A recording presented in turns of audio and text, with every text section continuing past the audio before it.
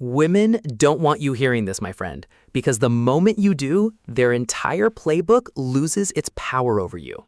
Most men go through life believing women love the same way men do, directly, loyally, and unconditionally.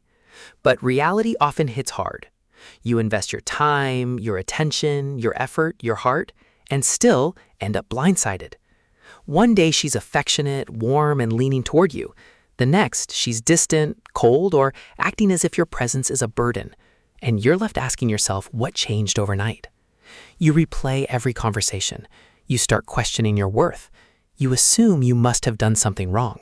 But here's the truth nobody tells men. Nothing necessarily went wrong. You simply came face to face with female nature, raw, unfiltered, and stripped of romantic illusions. Men suffer not because women are bad, but because they misunderstand the rules being played. In this video, I'm going to uncover the deeper patterns behind how women choose, test, withdraw, and react to masculine energy. Not the fairy tale version, the real one.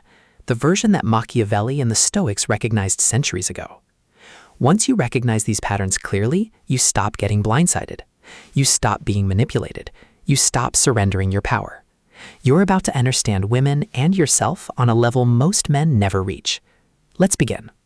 Number 1, the hidden truth about desire. Folks, let's start with the truth most men never fully see because the world constantly teaches them the opposite. Women do not love the way men love. Men love through ideals. Women respond through instinct. Men often fall for who a woman is. Women react to what a man provides, emotionally, mentally, physically, and yes, sexually. That distinction creates the frustration so many men feel but rarely admit. Let's make this real. There's a man named Mark, 59, a retired corrections officer from Missouri, good-hearted, dependable, and a devoted father. After his divorce, he met Angela, 55, an attractive and warm blonde who worked at a local medical office. Their chemistry felt undeniable. She laughed at his jokes, touched her arm while speaking, and gave him the feminine warmth he hadn't experienced in years. Mark believed her desire came purely from their emotional connection.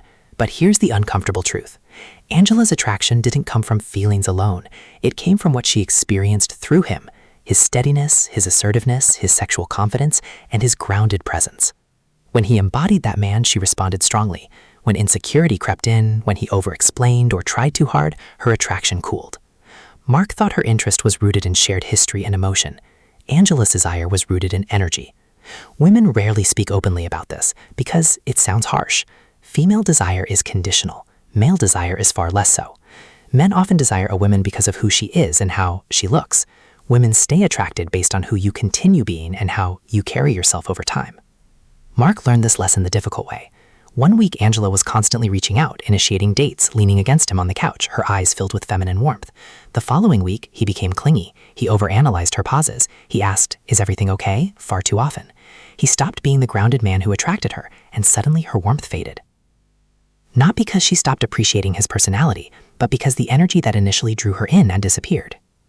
Women rarely explain this directly. They talk about chemistry, connection, spark, comfort, or vibe. But all those words ultimately point toward one thing: how your masculine energy affects her on a deeper level. Women are drawn to men who project emotional gravity, sexual certainty, and calm leadership. They pull away from men who constantly seek reassurance, chase approval, or place their self-worth in a woman's hands. The Stoics understood this dynamic well. Marcus Aurelius said, "The happiness of your life depends upon the quality of your thoughts. When your thoughts are anxious and filled with self-doubt, your body language and presence reflect it. When your thoughts are disciplined, calm, and confident, your presence becomes stronger, and women feel that too." And here's the catch. Women expect you to understand this without them spelling it out. They won't say, "I need you to be emotionally stable so I can feel safe." They won't say, "If you become needy, my attraction will fade." They simply feel it and respond accordingly. Eventually, Mark rebuilt himself. He stopped measuring his worth through Angela's reactions. The moment he returned to being grounded, her attraction returned as well. Not because he convinced her, but because he became the man her instincts naturally responded to.